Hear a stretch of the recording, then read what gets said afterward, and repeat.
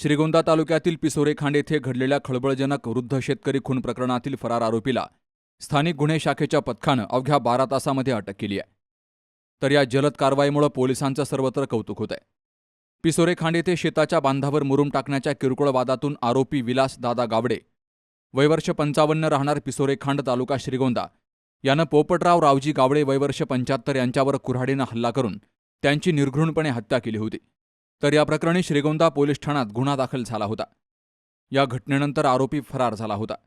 Police अधीक्षक मुमक्का सुदर्शन यांच्या आदेशानुसार स्थानिक गुन्हे शाखेचे प्रभारी अधिकारी हरीश भोये यांच्या नेतृत्वाखाली 2 विशेष पथकं तयार केली गेली. तपासादरम्यान आरोपी मढी मायंबा शिवार परिसरामध्ये लपून बसल्याची गोपनीय माहिती मिळाली.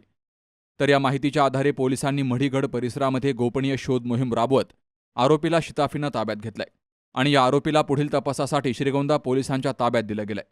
ही कारवाई पोलीस अधीक्षक मुमक्का सुदर्शन, अपर पोलीस अधीक्षक वैभव कलुबर्मे यांच्या मार्गदर्शनाखाली स्थानिक गुन्हे शाखेचे पोलीस अधिकारी आणि कर्मचाऱ्यांनी केली आहे. Shubham Pacharne, C news Marathi, Ahilyanagar.